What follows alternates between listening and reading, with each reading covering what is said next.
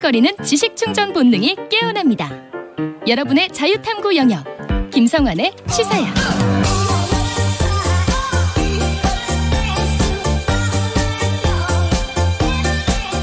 한 주 동안 있었던 이슈 가운데 우리가 조금 더 깊이 들여다봐야 할 정치권 움직임 자세히 짚어보는 시간입니다. 뉴스와 외전 늘 함께 하시는 패널 두 분 소개해드리겠습니다. 배종찬 인사이트K 연구소장 모셨습니다. 안녕하세요. 안녕하십니까. 김인하 시사평론가 자리하셨습니다. 안녕하세요. 안녕하세요. 네. 본격적으로 얘기 시작해보죠. 네. 윤석열 대통령이 어제 지난 정부에서 진행된 태양광 사업을 이권 카르텔이다 이렇게 규정을 했는데요. 국무조정실 차원의 표본 조사만 지금 이루어졌다고 하더라고요. 언론 보도를 보니까.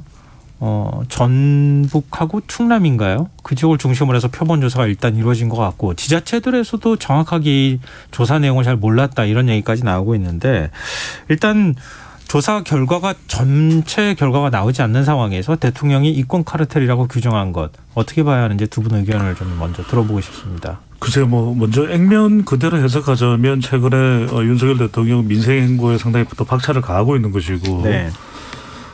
최근에 또 태양광 사업을 비롯해서 지난 정권에 있었던 일도 이제 수사가 되고 있는 와중입니다. 네. 그러니까 있는 그대로만 해석하면은 공공사업에서 이권 사범이 발생을 했고 그 표본이긴 하지만 네. 그 사범의 혐의가 이제 범죄로 인정이 된다면 척결을 해야 된다라는 그런 대통령의 의지를 읽히는 네. 부분이죠. 네. 그리고 이제 특히 태양광 사업뿐만이겠습니까? 그리고 지난 정권뿐만이겠습니까? 지금까지 줄곧 포착되지 않은 이런 민관이 유착된 범죄와 또 누수 비리 사업이 한둘이 아니겠죠. 그 부분을 척결하겠다라고 하는 대통령의 의지를 일단 해석할 수 있는 부분인 것 같고요. 추가적으로 한 가지를 더 말씀드리면 이게 이제 정쟁화로 갈 수 있는 또 개연성까지 없지는 않습니다. 이제 대통령의 발언 중에서 이권 카르텔이라는 부분은 카르텔을 정치적으로 해석하는 것이거든요. 네. 그러니까 문재인 정부에서 정부 차원에서 태양광 사업을 광범위하게 진행을 했고 관리가 되지 않으면서 결과적으로는 이런 일을 초래한 것이 아니냐. 정권 차원의 문제였다. 저는 그렇게 해석하면 정치적으로 해석할 여지도 분명히 있습니다만 일단은 이권 쪽에 무게를 두면은 국민들의 세금이 정상적으로 사용되지 않은 부분에 대한 대통령의 척결 의지는 분명히 했다고 봐야겠죠. 민주당 윤건영 의원 국정상황실장 맡기도 하고 그랬었잖아요. 문재인 정부 시절에 이런 입장을 내놨어요. 이번 타깃은 태양광 사업인가 보다. 정부 민간 보조금 집행상에 발생한 현장의 문제가 대단한 권력형 비리인 듯 냄새를 피운다. 그러면서 일종의 좌표를 찍었다 이렇게 표현했거든요. 이게 좀 이 말을 어떻게 받아들여야 할지 지금 앞서 얘기했던 맥락하고 같은 얘기의 일종의 이제 반론성 성격일 것 같은데요. 김인하 평론가 어떻게 보세요?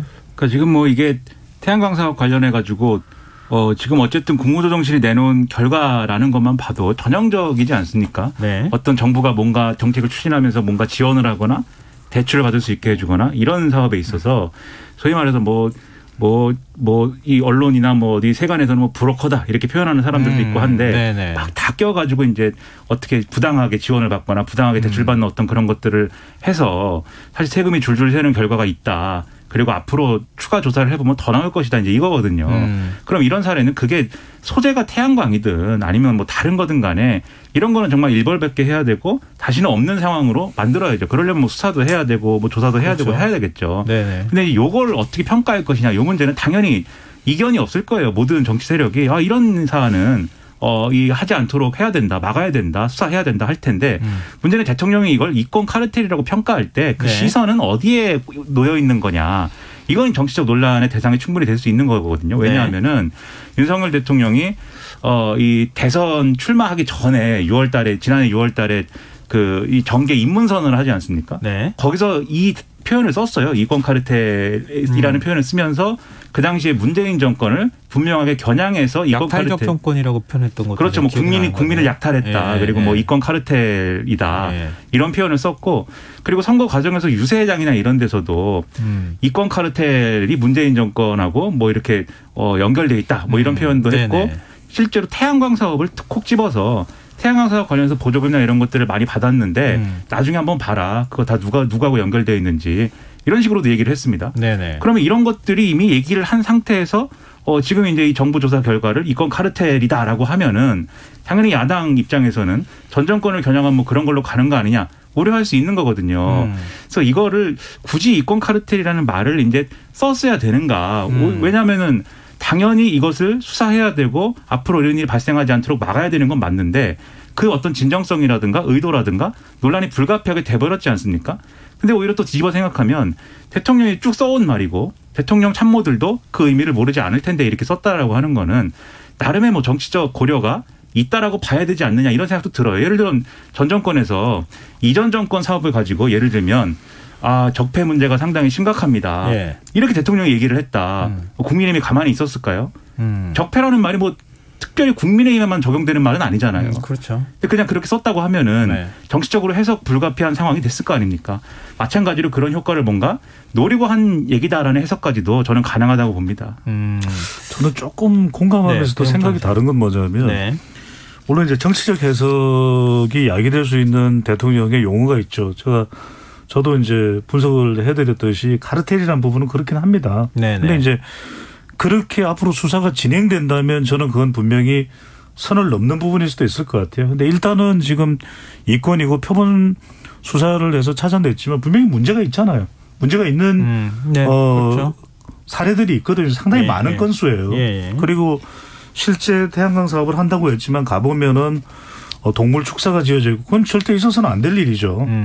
그런 부분에 대해서 척결을 하는 것은 저는 타당하고 마땅한 일이고요. 그다음에 이제 대선 메시지는 대선 때는 윤석열 후보도 상당히 강도 높게 문재인 정부를 견제하거나 공격하는 발언을 했고 마찬가지로 이재명 후보도 상호 공격하고 네거티브가 분명히 있었습니다. 그 부분에 대해서는 없었다면 좋겠지만 지금 만약에 대통령이 대선 때의 메시지 그대로 이권 카르텔에서 카르텔 부분을 정치적으로 판단하고 수사를 작동시킨다. 저는 그건 큰일 날 일일 거예요. 하지만 그렇게 우리는 너무 그렇게 좀 확대 해석하기 이전에 일단 이 부분에 대해서는 지금 관련된 부분에 대해서 태양광이다 또는 신재생이다 탈원전이다 이런 부분이 구분을 할 필요는 있을 것 같아요. 정치적인 영역과 실제 범죄로 추정될 수 있을 만한 그런 이권이라든지 자행된 부분에 대해서는 구분해서 수사되는 것은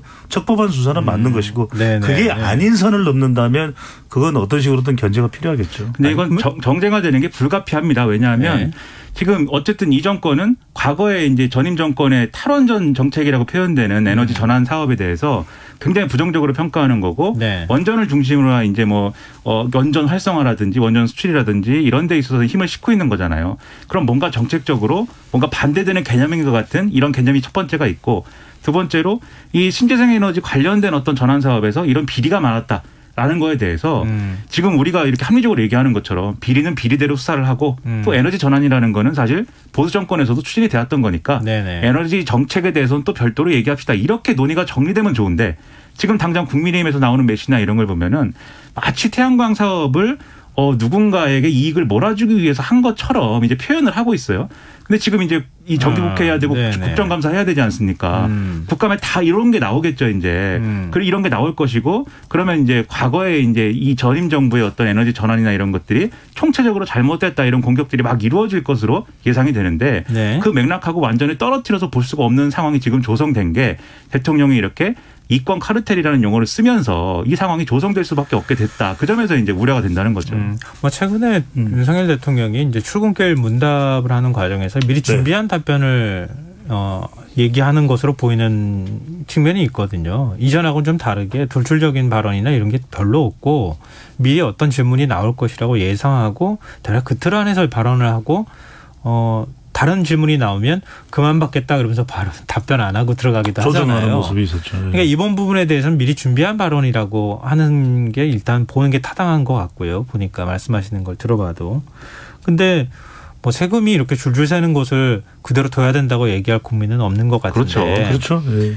결국 이제 이권 카르텔이라고 규정함으로써 전임 정부 사정으로 넘어가는 거 아니냐라고 야권에서 의심하면서 지금 정쟁으로 가는 상황이 아닐까.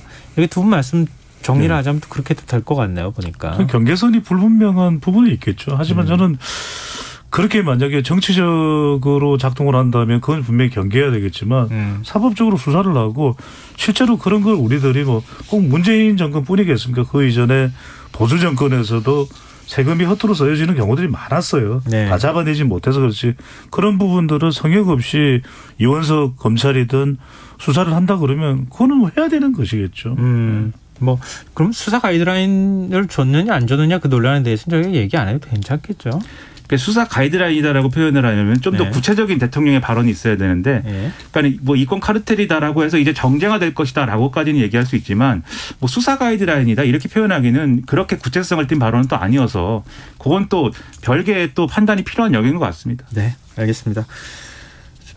그 다음에 감사원 감사와 관련한 또 논란이 있어서 그 부분에 대한 얘기를 좀 안 할 수가 없는데요. 일단 민주당이 감사원의 정치적 중립성을 지키도록 하겠다. 뭐 이렇게 하면서 지금 감사원법 개정을 추진하고 있지 않습니까? 일종의 특별감사의 경우에는 국회 보고하고 그다음에 감사할 수 있도록 하는 그런 내용이 이제 골자라고 할 수 있을 것 같은데요. 이런 민주당의 움직임 어떻게 보십니까? 두 분은? 저는 조금 우려되는 부분도 있는 것 같아요. 그러니까 특별감사의 성격을 어떻게 규정하는가도 상당히 또 민감한 부분이 될 수밖에 없고, 만약에 말 그대로 감사원이 윤석열 정부의 영향을 받아서 더불어민주당 지난 정권과 더불어민주당과 관련된 부분을 집중적으로 감사하는 그 역할을 한다 그러면 그건 저는 잘못됐다고 봐요. 그렇게 가서는 안 될 일이지만 감사원은 굉장히 독립적 성격입니다. 네. 문재인 정부에서도 실제로 감사원장을 역임했던 인물이 지금 국민의힘 국회의원이잖아요. 최재형 의원이. 네. 그래서 그때도 어떤 식으로든 옳고 그르고의 문제를 떠나서 마찰이 되기도 했었어요. 정치적인 내용이든 어쨌든 간에. 예. 그 이야기는 저는 감사원의 기능 또 공공감사와 행정부에 대한 공공조직에 대한 견제의 기능 이런 독립적 성격이 훼손돼서는 곤란하다고 봅니다. 다만 이제 지금 더불어민주당에서 우려하는 부분은 감사원의 정치적 중립성보다는 정치성 이 부분에 대해서 더불어민주당은 우려를 하는 것이거든요. 그래서 말 그대로 감사 완박 이야기가 나오는 이야기 그런 이유인데, 저는 정말 그렇게까지 감사원이 역기능을 한다 그러면 그 부분에 대해서는 더불어민주당이 통제하는 것이 국민들로부터 공감을 얻을 수도 있습니다만 자칫 이게 감사원 전체가 위축될 수도 있거든요. 다수당이 이렇게 나오면 저는 그 부분에 대해서는 좀 신중할 필요 있을 것 같아요. 그러니까 이게 뭐랄까요? 감사원이 전임 정부 기관장들 임명됐던 인사들 남아있는 곳을 중점적으로 지금 타겟 삼아서 감사를 하고 있는 거 아니냐. 특히 이제 국민권익위가 주요 타겟이 돼서 재감사까지 들어가는 좀 이례적인 형태를 보이면서 전현희 국민권익위원장이 공개 반발하는 이런 일도 발생하고, 그러니까 민주당 입장에서는 이걸 어떤 방식으로든 제어해야 되지 않겠느냐라는 취지에서 아마 뭐 얘기가 나온 것 같아요. 그래서 이제 국민의힘에선 검수완박이 아니라 감사완박이다 뭐 이렇게까지 지금 얘기를 하고 있는 상황인데요. 이게 간단한 문제는 아닌 것 같아요. 왜냐하면 그동안에 감사원의 기능 조정에 관한 문제가 끊임없이 여야 간에 반복되면서 나왔던 얘기거든요.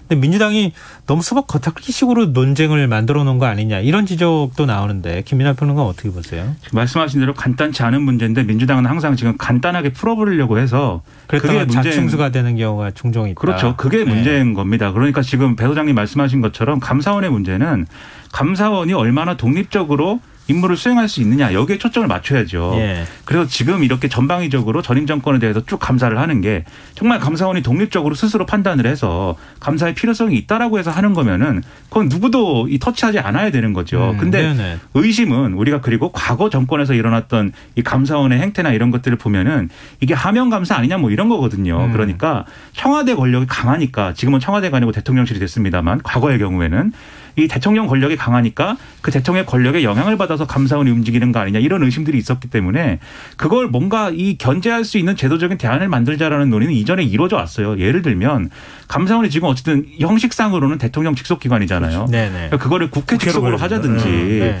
그리고 이제 예를 들어 우리가 검찰 수사라고 그러면 나름대로의 방어권 보장이 돼야 되는 그런 가이드라인이 있지 않습니까? 그래서 변호사를 대동해야 되고 뭐 변호사의 조력을 받을 수가 있고 뭐 그런 것들이 있잖아요. 예. 수사 절차라는 게 있잖아요. 근데 감사를 받는 사람 입장에서는 그런 게 거의 없거든요. 그냥 감사 감사원에 와가지고 다 불어라 뭐 이런 방식으로 되는 경우들이 많다는 거지 않습니까? 그럼 이것과 관련돼서도 감사의 구체적인 과정에 대한 어떤 감사받는 사람의 어떤 방어권을 보장해 줄 수 있는 절차를 만든다던가 뭐 이런 것들을 논의하자는 얘기가 많이 있었어요 이전에. 근데 그런 얘기들은 다 없어지고 감사하기 전에 우리한테 지금 다수당이 어쨌든 민주당이니까 전임 정권 감사하기 전에 우리한테 검사 받아라 이런 것처럼 국민들에게 비춰질 수 있단 말이죠. 그러면 국민들이 감사원이 좀 너무해라는 생각을 갖고 있다가도 민주당이 자기들 감사하는 걸 막으려고 저렇게까지 하나 봐 이렇게 생각할 수 있게 되는 것이기 때문에 저는 민주당이 이런 방식으로 대응하는 이 맥락과 이런 것들이 상당히 의문이고 오히려 역효과만 크지 않을까 상당히 우려가 됩니다.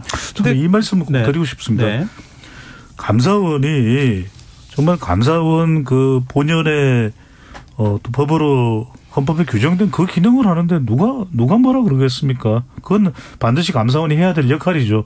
어떤 정권에도 눈치 보지 말고. 근데 아니 국민권익위원회 위원장이 전 정권의 출신이면 어떻습니까? 그게 문제됩니까? 국민들한테? 그러면 임기가 정해져 있는 그것은 보장이 돼 있지 않나요? 근데 그걸 법으로 보장돼 있죠. 표적 감사나 표적 수사 이런 거 하지 마세요. 왜 그러세요? 제발 민생을 좀 표적으로 삼으세요. 감사원이 들어라 이런 거죠. 국민들한테 감사하면서 공직에 있는 사람들이 그 기능을 다 해야 될 때거든요. 제가 무슨 드릴 말씀은 이걸 더불어민주당이 감사원의 역할을 옥죄일 일도 아니고 감사원도 국민 앞에 떳떳하면 됩니다. 그거를 뭐 출퇴근 가지고 이 경영도 그렇고 공공감사도 그렇고 뭐 건태 관리하고 이런 걸로 위협을 주거나 위축 주지 마세요. 그러니까 이게 참 정치라는 게 정치 영역에서 벌어지는 일은 명분 싸움인 것 같아요. 보니까. 그러니까 감사원이 정말 중립적이었느냐? 아마 여야 모두 동의하기 쉽지 않을 것 같아요. 전임 정부에서도 그랬고 지금도 역시 마찬가지 입장이 아닌가 그런 생각이 드는데요. 그러면 감사원은 어떻게 할 것이냐 이런 문제가 있는데 정치 공세적 측면의 주장만 오고 가고 근본적인 내용에 대한 얘기들이 별로 논의가 안 되는 상황이 되니까 물론 감사원의 역할이나 이런 것들 회계 기능을 뭐 문재인 정부의 국정기획자문위에서도 개헌 사안으로 얘기가 됐기도 했지만 회계 기능을 떼서 국회 산하로 넣고 직무감찰하는 그 기능은 감사원으로 그대로 둔다. 뭐 이런 걸 하려면 개헌 사안이라서 개헌까지 가야 되니까 너무 멀어서 얘기를 꺼내기 어렵다 하더라도 국민한테 명분을 좀 제시할 수 있는 그런 게 돼야 되는데 지금 싸움은 너무 겉으로만 그냥 싸워버리고 마는 그리고 그냥 소비해버리고 마는 논쟁으로 가는 것 같아서 좀 이런저런 우려가 나오는 거 아닌가 싶네요. 그러니까 지금 민주당의 대응대로 하면은 정말 우려되는 게 지금 말씀하신 근본적인 대안을 논의하고 뭐 이런 것에 있어서 그 얘기가 차단될 수 있는 검찰개혁이랑 좀 비슷한 모양새가 될 수 있단 말이죠. 그게 꼭 무슨 뭐 검수완박하니까 하더니 감사완박이냐 이런 구도가 아니라 할지라도 마치 이제 민주당과 과거 정권을 보호하기 위해서 이런 법안을 제시하는 것처럼 이렇게 비춰지게 되면은 그 이상의 뭐 근본적 해결을 위한 지금 개헌까지 필요한 사안의 그런 내용일 수 있는데 그런 것들에 대한 신뢰를 국민들이 가질 수가 없고 그리고 역으로 감사원도 스스로 돌아봐야 되는 거죠. 이게 감사원이 과거에도 보면은 우리는 독립적이다라고 할 수 있으려면은 살아있는 권력에 대한 감사를 또 하는 거거든요. 또 과거에 보면은 그런 사례들이 없지 않았습니다. 그런데 그걸 하고 나면 꼭 감사원장이 정치권으로 가요. 과거에 이회창 총리나 이런 사례도 사실은 그런 사례잖아요. 지금 최재형 의원도 그런 사례고 그런 사례의 경우에는 이건 뭐 감사원장 지낸 사람은 정치적인 권리를 박탈하거나 그럴 수는 없는 거니까 감사원 스스로의 어떤 그런 어떤 절제에 나름의 그런 것들이 있어야 되는데 그런 게 없어지다 보니까 논란이 더 확대된 국면 아니냐. 아니 그건 결과로 보여주는 것 같아요. 4대강 감사 막 계속 그렇게 손바닥 뒤듯이 바뀌기도 하고 3번씩 하고 자원외교 감사도 그랬고 탈원전 감사도 역시 마찬가지거든요. 불과 지난 정부에서 했을 때는 탈원전 정책에는 문제가 없다 이렇게 얘기했는데 지금 또 갑자기 뒤집어진 상황이잖아요. 저는 방금 전에 김민하 길게 할 이야기는 아닙니다만 김민하 평론가 이야기대로 감사원의 좀 위상과 독립성을 제고할 수 있는 방안이 있어야 될 것 같아요. 그리고 감사원장은 더 이상 다른 직분이나 정치권에 발을 들여서는 안 되도록 감사위원들도 마찬가지고 그런 사명을 가지고 해야 되는 거 아니겠습니까? 네, 알겠습니다. 자, 오늘 뭐 얘기할 게 많은데요. 좀 짧게 치면서 얘기 더 진행하도록 하죠. 지금 대통령실 영빈관 짓는 문제 때문에 좀 논란이 일었는데요. 어찌됐든 윤석열 대통령이 전면 철회 지시하면서 논란은 일단 사그러들 것으로 보이거든요. 이 문제 어떻게 봐야 되는지 또 어떻게 정리하면 좋을지 두 분 말씀 좀 듣고 싶네요. 전 잘했다고 봅니다. 잘했다고 보고 이거는 대통령이 마땅히 여론에 지금 급속히 경색되고 있는 상황 자체를 제대로 잘 이해를 한 것인데 저는 이 내용을 과연 대통령이 제대로 알았을까 이 부분 조금 궁금해지는 부분이에요. 왜냐하면 이 내용에 대해서 내년과 후내년 예산이 잡혀있다는 것은 내년에 바로 공사에 들어가는 건데 지금 뭐 마스터 플랜도 없다는 이야기가 나오고 있고 그리고 그런 부분들이 충분히 대통령실 내에서 대통령과도 공감되지 않았다면 이건 보자 미숙입니다. 네. 그리고 대통령이 알았다 그러면 이걸 제대로 내용을 알고 있었을까 싶은 생각이 들고 또 하나는 이제 결과적으로는 이게 온갖 또 루머로 양산됐거든요. 네. 왜 영빈관을 새로 지으려고 하느냐. 심지어는 또 김건희 여사하고도 연관이 돼버리고 저는 지금 아주 중요한 것이 대통령이 빠른 시간 내에 판단을 한 건 잘했지만 이게 결국 소통과 내부의 이해의 문제인 것 같아요. 예. 계속 반복되고 있거든요. 저는 이런 부분에 대해서 근본적으로 내부에 이런 의사소통 시스템이나 결정 과정을 어떻게 가져가야 될지에 대해서 좀 더 한 번 더 빠른 속도로 재고를 하고 제대로 확립을 좀 할 필요가 있을 것 같아요. 네, 김민하 평론가님. 저도 이제 뭐 이 계획을 전면 철회하라고 빨리 판단을 내린 거는 저는 이제 뭐 올바른 판단이라고 보고 네. 그런 이제 이 여론의 어떤 흐름이나 또 이 비판에 대해서 민감하게 반응하는 것이 앞으로 필요한 대통령의 리더십이다 이렇게 생각을 하거든요. 물론 네. 뭐 비판이 있다고 해서 대통령이 가지고 있는 국정 철학 자체를 뭐 꺾어버린다거나 그런 건 이건 안 되지만 어떤 이런 계획에 대해서는 당연히 지금 경제도 어려운데 경제가 앞으로도 어려울 것인데 이게 마치 과거의 조선시대에 이제 뭐 백성들이 어려운데 궁궐을 짓는다 뭐 이런 것처럼 비춰질 수가 있는 거잖아요. 그러니까 이런 점에서 빨리 판단을 내린 거는 저는 맞다고 보고요. 다만 이게 결국은 뭘 보여주는 거냐면 애초에 청와대에서 나와서 대통령실 이전을 한다는 거에 있어서 좀 이게 세심한 계획을 세우지 못했다. 지금 마스터 플랜 말씀하셨지만 그냥 이 집무실을 옮기는 것 이상의 여러 가지 기능들을 어떻게 조정할 것이고 거기에 들어가는 예산이나 이런 것들을 얼마나 소요될 것인지에 대해서 사실 전체적인 계획을 가지고 국민들에게 동의를 얻고 국회 예산 처리를 통해서 이걸 가능하게 했어야 되는 건데 그런 절차들이 막 생략이 되고 심지어는 그런 것들에 대한 어떤 보관도 없었던 거 아니냐 이렇게 볼 수밖에 없는 거거든요. 네. 그렇기 때문에 뒤늦었지만 지금이라도 어쨌든 이미 대통령실로 옮긴 거지만 지금이라도 더 필요한 부분은 어떤 부분인지 그걸 위한 예산 어떻게 마련할 것인지 어떻게 설득할 것인지 등등을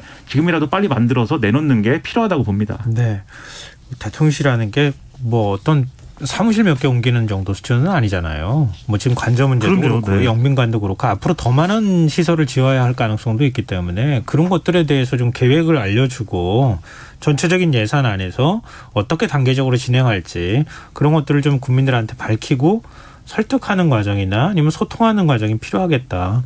이게 참 좋은 지적이신 것 같습니다. 이 말씀은 꼭 좀 짧게 추가를 해서 드려야 될 것 같아요. 왜냐하면 윤석열 대통령이 윤석열 정부에서 하고자 하는 일이 또 정책이 다 잘못됐다고는 할 수 없지 않습니까? 네, 그렇죠. 그런데 별로 이렇게 임기 초반인데도 실효를 얻지 못하는 이유는 결국 소통일 겁니다. 오바마 대통령이 오바마 케어를 관철시키기 위해서 공화당 상원의원을 직접 식당에 찾아가서 설득한 노력이 있었고 빌 클린턴 대통령이 92년에 대선에서 승리하고 93년에 임기 시작했을 때 나프타 북미 자유협정을 추진을 하려고 했는데 국민들 네. 반대 여론이 너무 높았습니다. 그때 전 미국을 다니면서 설득을 하고 1년 뒤에 높은 찬성 여론으로 나프타 협약을 통과시키거든요. 저는 바로 그 부분입니다. 조금 더 소통할 수 있고 공감을 만들 수 있고 시행을 하면은 그만큼 여론도 호의적이게 되는 것이죠. 네. 자, 여기서 일단 매듭을 하나 좀 짚고 더 얘기 이어가도록 하겠습니다. 지금 여러분께서는 KBS 라디오 김성환의 시사회를 듣고 계십니다. 뉴스와 외전 김민하 시사평론가 배종찬 인사이트K 연구소장 두 분 패널과 함께하고 있습니다. 윤석열 대통령 국정수행 지지율에 대한 얘기를 좀 하고 넘어갔으면 좋겠는데요. 지금 국정수행 지지율이 두 달 만에 30%대로 오른 것으로 지금 나타났는데 일단 여론조사 결과를 김민하 평론가께서 좀 정리를 짧게라도 해 주시죠. 한국갤럽이 자체적으로 추석 연휴 직후인 지난 13일부터 15일까지 사흘간 전국 성인 1,000명을 대상으로 조사를 했습니다. 윤석열 대통령이 직무수행을 잘하고 있다라는 응답은 전체 응답자의 33%로 집계가 됐고요. 잘못하고 있다라는 응답은 59%로 집계가 됐습니다. 이것은 윤석열 대통령의 국정수행에 대한 긍정평가가 이 조사에서는 7주 만에 30%대로 이제 회복이 된 것이다. 이렇게 볼 수가 있고 추석 연휴를 기점으로 마지막 조사한 거 대비 6%포인트가 상승한 것이다. 라고 볼 수가 있겠는데요. 긍정평가한 이유를 구체적으로 보면은 경제, 민생 이렇게 답변한 게 9%, 전반적으로 잘한다, 열심히 한다, 최선을 다한다 7%, 주간, 소신 6%, 그다음에 뭐 서민 정책과 복지, 결단력과 추진력, 뚝심, 외교, 전 정권 극복, 진실함, 솔직함, 거짓 없음 이런 것들이 다 4%가 나왔다라는 거고요. 부정평가는 경제, 민생을 살피지 않음과 인사가 공동으로 11%를 차지를 했고요. 경험, 자질 부족, 무능 9%, 전반적으로 잘못됐다 7%, 김건희 여사의 행보, 그다음에 뭐 독단적, 일방적이다, 외교 문제 이런 것들이 4%, 정책 비전이 부족하다, 여당 내부 갈등이 심각하다, 직무 태도에 문제가 있다 이런 것들이 3% 등이 나왔습니다. 자세한 내용은 중앙선거 여론조사 심의 홈페이지에 있다고 합니다. 윤 대통령 지지율이 뭐 추석 기간을 거쳐가면서 좀 오른 것으로 나타났거든요. 어떤 요인이 있을지 또 앞으로 지금 뭐 해외 순방도 있는 상황이기도 하고 그래서요. 지지율 변동에는 지지율은 어떻게 변동할지 같이 포함해서 말씀을 좀 해주시죠. 갤럽 기준으로는 2주 전에 추석 직전에는 9일이 이제 공휴일이었기 때문에 휴일이었기 때문에 발표되지 않았고 2주 전과 비교하면 6%포인트 긍정평가가 올라갔고 부정은 50%대로 내려왔거든요. 가장 큰 이유는 핵심 지지층의 부분적 결집으로 봐야 되겠죠. 다른 연령대가 특별하게 변했다기보다는 구체적으로 이제 응답자 특성 내용을 뜯어보면은 70대 이상과 보수층에서 대통령에 대한 긍정평가가 많이 올라갔어요. 그 이유는 지금 상황을 위기감으로 보는 것이고 또 윤석열 대통령도 태도가 좀 변한 점도 있죠. 포항 재난 현장도 신속하게 찾아가고 도어스태핑의 이 논란도 좀 잦아든 것도 있고 대통령이 또 민생 현장 방문에 대한 의지도 보인 것도 있고 또 하나는 저는 이게 그럼에도 불구하고 70대 이상과 보수층에서 결집이 이루어졌다는 건 다른 계층도 아니고 가정주부층이나 대구 경북이나 또는 60대가 아닌 걸 보면은 좀 이 사법 대결 구도가 이재명 대표와 만들어진 것도 지난 대선에서 우선적으로 윤석열 대표에게 정권 교체에 의미를 담아서 투표했던 이들이 70대 보수층들이 다시 좀 돌아온 현상 정도로 이해를 해야 될 것 같고 보통의 역대 대통령 그렇고 임기 초반에는 해외 순방을 하면 지지율이 적어도 한 적게는 5에서 한 7%까지 올라갔거든요. 그래서 근데 이번 장내 외교도 있고 또 미국 유엔 총회도 가고 이제 캐나다 방문도 있습니다만은 저는 대통령의 성과가 일단 중요할 것 같고요. 또 하나는 김건희 여사와 관련된 이 동반하기 때문에 동행하기 때문에 이게 과연 어떤 영향을 미치느냐가 대통령 지지율에는 어떤 식으로든 결정짓는 가장 중요한 변수가 될 걸로 보입니다. 네. 김민하 평론가 혹시 얘기 보태실 게 있으면 짧게 보태주시죠.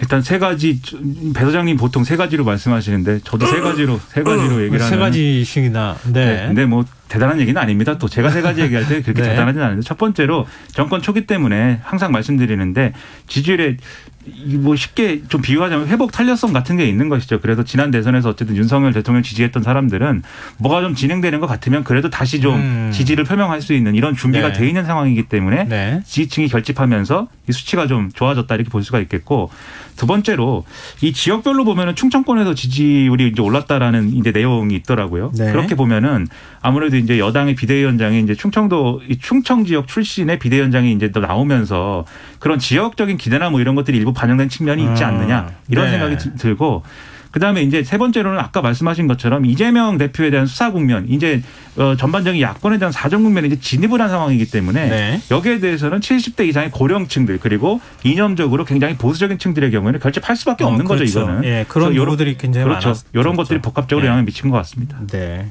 알겠습니다. 앞으로 그러면은 지지율의 변동은 어떻게 예측하세요? 저는 이제 추가적으로 좀 더 올라갈 수도 있다고 보지만 이게 뭐 40%를 넘거나 이러려고 하면은 그러니까 완전히 이제 국정 수행에 탄력이 붙을 정도가 되려고 하면은 뭔가 이게 터닝 포인트가 있어야 되거든요. 계기가 있지 않으면 저는 그렇게 되기는 지금 상황에서는 어렵다고 보는데 근데 그 계기라는 게 지금 이제 오늘까지의 분위기를 보면은 앞서도 말씀드렸고 항상 말씀드립니다만 야당을 막 몰아쳐가지고 수사로 몰아치고 국정감사로 몰아치고 전 정권에 대한 어떤 사정이나 이런 걸로 계속 전선을 넓혀가고 이런 걸로 좀 해보자라고 하는 분위기가 있는데 그걸로 될까? 저는 그런 방법만으로는 이 30%대, 30% 중반대 이렇게 넘어가기는 좀 어렵지 않을까라는 생각을 가지고 있어서 그런 거 말고 뭔가 국민을 통합할 수 있고 그다음에 뭔가 이 중도층도 환호할 수 있는 그런 이슈로 승부를 봤으면 하는 바람을 갖고 있습니다. 네. 자, 이제 정당 얘기도 좀 해봐야 될 것 같은데요. 국민의힘 얘기 하나, 민주당 얘기 하나 이렇게 저희가 좀 얘기를 해보죠. 국민의힘은 다음 주 월요일 원내대표 선거를 치를 예정인데 뭐 며칠 안 남았는데 출마자가 별로 없다. 이게 좀 윤심이 작동하는 거 아니냐. 아니 윤심이 어느 쪽으로 기우는지를 잘 몰라서 출마를 못하고 있다. 이런 얘기까지 좀 나오고 있는데요. 이런 상황 어떻게 봐야 될지 두 분 말씀 좀 듣고 싶네요. 우선적으로는 이제 당내 상황에 대한 탐색전이겠죠. 오늘도 이제 조호영 전 비대위원장이 낸 가처분 인용 이의 신청이 기각됐잖아요. 네. 그러니까 지금 가장 첨예한 관심사는 비대위가 갈 수 있느냐. 비대위가 가지 못한다면 이건 원내대표가 멍해가 될 수도 있는 것이거든요. 네네. 그렇다고 해서 윤핵관이 전면에 나설 수는 없고 그러면 윤핵관 호소인도 아닐 테고 누구든 지금 선뜻 용기 있게 과감하게 나서기가 쉽지가 않습니다. 그래서 저는 좀 더 주말에 당내 민심을 파악한 다음에 나서지 않을까라는 생각이 들고 대체적으로는 그래도 좀 윤핵관과 가깝고 대통령과 관계가 좀 잘 형성이 돼 있는 인물 중에 뭐 3선, 4선 정도 의원 중에 한 명이 아닐까라는 생각이 듭니다. 알겠습니다. 그래서 뭐 그러지 않아도 법원이 가처분 신청과 관련한 판단을 또 오늘 내놓기도 하고 그래서 그게 또 국민의힘한테는 계속 좋은 판단은 아니었거든요. 근데 그런 문제들하고 맞물려 가지고 비대위원장하고 원내대표 역할을 어떻게 할 것이냐 이게 굉장히 계산이 복잡한 것 같아요. 그러니까 28일 날 최종적으로 이제 최종 신문이 이뤄지고 나서 아마 그날은 아니더라도 조만간 결론이 나겠죠. 정진석 비대위의 운명이라는 것은. 그런데 혹시라도 이제 가처분이 인용되거나 했을 경우에는 원내대표가 대표 직무대행 비슷하게 해야 되기 때문에. 그렇죠. 네. 그러면 이제 그 원내대표는 당 전체를 아우를 수 있는 지도자급의 뭔가 원내대표여야 한다. 이게 이제 주호영 추대론으로 이어지고 있는 거잖아요. 그러네요. 그러니까 이용호 의원이 뭔가 이렇게 출마 선언을 하면서 추대론은 깨졌다. 뭐 이렇게들 평가를 했지만 또 국민의힘 내에서 나오는 얘기가 그래도 사실상 추대를 하면 된다. 그러니까 이용호 의원하고 1대1로 붙어서 이용호 의원은 조금 저조한 득표를 하고 주호영 의원이 압도적인 득표를 해서 1차에서 뭐 끝내면 그게 추대다. 뭐 이렇게 얘기를 하고 있는 거예요 지금. 근데 저는 이게 윤심이 어디냐라든지 뭐 그런 조건의 문제도 있지만 저는 지금 국민의힘이 놓여 있는 이 상황이 좀 그런 게 있습니다. 지금 이 대통령 지지율도 그렇고 이 대구 경북 지역에서 굉장히 강하게 뒷받침을 해줘야 되는데 약간 빠지거든요. 네네. 이런 걸 보면은 앞으로 TK 지역에 대한 지금 정권도 TK 정권도 아닌 것이고 그렇다고 차기 전당대회 주자 중에 TK 주자가 있는 것도 아니에요. 네. 원내대표군 중에도 지금 주호영 의원하고 그다음에 윤재욱 의원 두 명이 TK거든요. 네. 근데 윤재욱 의원은 그런 지도력은 지금 없는 거잖아요. 그래서 이게 딜레마인데 결국은 원내대표는 TK를 배려해야 되는 거 아니냐라는 여론이 작용하고 있는 거 아니냐. 저는 그게 훨씬 더 크지 않을까 저는 그렇게 생각을 합니다. 네, 알겠습니다. 자, 민주당 얘기 좀 해보죠. 예. 성남FC 후원금 의혹을 수사 중인 검찰이 후원금을 낸 것으로 알려진 건설사를 비롯해 20곳에 대한 압수수색을 단행했어요. 좀 그 선거법 위반과 관련해서 불기소 결정문이 그러니까 불송치 결정문이 언론에 흘러나온 지 하루 만에 그러니까 이렇게 대대적인 압수수색이 들어간 건데 뭐 이것 말고도 지금 수사가 더 남아있는 상황이어서 민주당 입장에서는 사법 리스크라는 얘기가 나올 법한 상황인데요. 이런 상황 어떻게 판단해야 될지 두 분 말씀 마지막으로 듣고 정리하겠습니다. 더 전방위적이겠죠. 왜냐하면 지금 이 수사를 마냥 끌고 갈 수도 없는 입장일 테거든요. 경찰도 그렇고 검찰도 그렇고. 그렇다면 불거져 있는 의혹도 심지어는 이재명 대표의 아들까지도 불러서 10시간 정도 수사했다고 하는 것이죠. 그죠? 네. 그 김혜경 씨도 배우자인 김혜경 씨도 소환 조사를 했던 것이고 그렇다면 저는 지금 쌍방울도 그렇고 압수수색도 더 거세게 추가적으로 필요한 부분이 있다면 할 것이고 여기서 핵심은 이 부분입니다. 이걸 정치보복으로 해석할 거냐 아니면은 표적 수사가 아니라고 판단할 거냐 이 부분에서 저는 이재명 대표가 적법하다고 생각하는 부분은 대응을 하고 정치보복적 성격이 있다면 그 부분에 대해서는 분명하게 또 메시지를 내고 약간 좀 차별할 필요는 있겠죠. 네. 저는 두 트랙으로 가야 된다고 생각하는 게 네. 정치 보복으로 우리는 보지만 당분간은 이 얘기 일일비 안 하겠다. 이거 뭐 개별적으로 계속 정치 보복이다라는 얘기 계속 안 하겠다. 이렇게 한번 정리를 해줘야 되고요. 안 그러면 나올 때마다 계속 정치 보복입니다만 해야 되지 않습니까? 못 빠져나오거든요. 그러니까는 이건 한번 정리하고 가야 되고 두 번째는 그럼에도 불구하고 계속 이런 방식으로 보도가 될 때 그 팩트의 디테일에 대해서는 법적으로 이거는 우린 다르게 생각한다라는 거를 얘기를 하고 해명을 해야죠. 그 두 개를 같이 해야 이걸 빠져나올 수가 있는. 디테일에서 해명하기 시작하면 계속 해명해야 되는 거 그거는 별도의 트랙으로 해야죠. 이재명 대표가 직접 하는 게 아니라 당의 뭐 법률 담당 뭐 이런 부서가 있을 거 아닙니까? 네네. 그런 데서 언론에 브리핑하는 정도면 되는 것이지 전당적으로 똘똘 뭉쳐갖고 모든 당의 지도부가 이것 관련된 메시지를 내고 매일같이 최고위에서 해명하고 그렇게 가면 안 된다는 거죠. 아 그렇군요. 참 민주당이 전략을 어떻게 짜야 되는가 고민스러울 것 같아요. 그게 사실 검찰 수사가 진행 중인 상황에서 그걸 계속 반박을 하다 보면 그 프레임으로 그냥 쏠려버리는 현상이 나타날 테니까 그러니까 민생 문제라든가 국민의 삶을 챙기는 데 있어서 지금도 정기국회 상황이니까 그런 것까지 같이 동시에 대응을 해야 되는 이런 고민스러운 상황이 대응을 안 할 수는 없는 것이니까요. 네, 알겠습니다.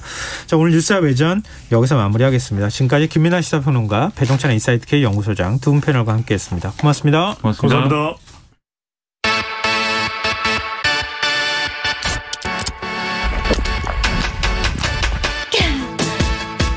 잠들기 전 시원한 시사 한 잔.